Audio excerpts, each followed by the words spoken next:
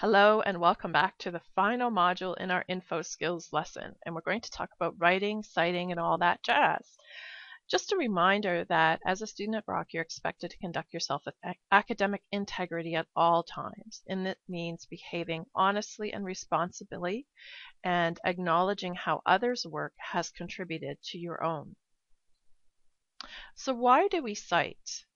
Again, because we want to behave with academic integrity and attribute any ideas or words that aren't our own, and that even refers to paraphrasing, restating someone else's ideas in your own words, as of course it refers to direct quotes. We also cite to be clear, to distinguish what's our work and what ideas or thoughts or other facts that we have drawn from somebody else's work that we are referring to. And we also cite to give readers a path to trace the research that we are using so that our readers can follow and find the origins of the ideas and experiments in our study or our paper. So there are lots of citation styles. The Recreation and Leisure Studies program uses APA, which is from the American Psychological Association. And APA style, like every other citation, is a form of standardized communication among members of a scholarly discipline. It's almost like a cookie cutter approach. So it's like a shorthand, so everybody using APA style can quickly understand what is being referred to. APA style covers how to structure a document, punctuation, abbreviations, citations, of course, how to construct tables and present statistics. It's a very thorough citation style. It's been around for about 80 years and it's widely used in the social sciences. So this slide walks you through all the components of an article citation, because you almost have to develop a form of citation literacy to really understand what a citation is all about. So here we have the authors, and then the year of publication, the title, and you'll note, of course, that only the first word in the title is capitalized and the other words are lowercase, except for, of course, the province of, state of Alaska. And here we have the title of the journal, which of course is italicized, the volume of the journal, which is italicized, and the issue of the journal, which is not italicized, and the article page numbers. So we're going to have a look at some of the writing and citing help that can be found in the Research Guide for Recreation and Leisure.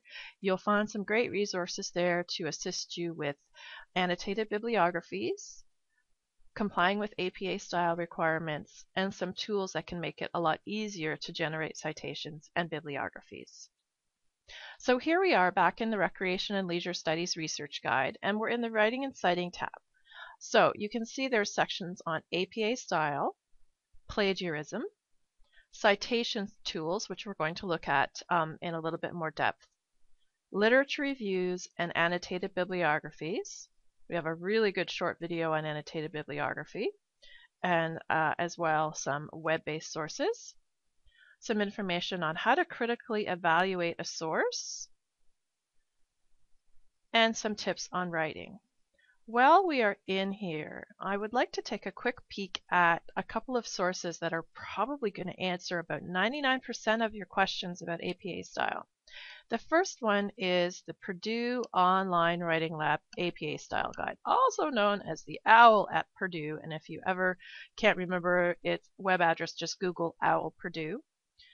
So here we go. Because you can see it's quite extensive. There's sections on the basics of in-text citations, basic rules for referencing, a reference list pertaining to all different kinds of sources. We'll look through the electronic sources list. So you can see it walks you through how to format an article from an online periodical, from an online scholarly journal, with or without a DOI, an article from a database, an abstract, a newspaper article, and so on. It's a really, really handy resource. And it's free. As well, I know people often find this handy. So it's a handout from Dalhousie University Libraries, and it's a sheet that models really what citations should look like in a paper. So it gives you an example. I'm going to make this a little bigger. So just of parenthetical or in-text citations, what they should look like, as well as what a list of references should look like. And here we have some great examples: journal articles, newspaper articles, internet materials, etc.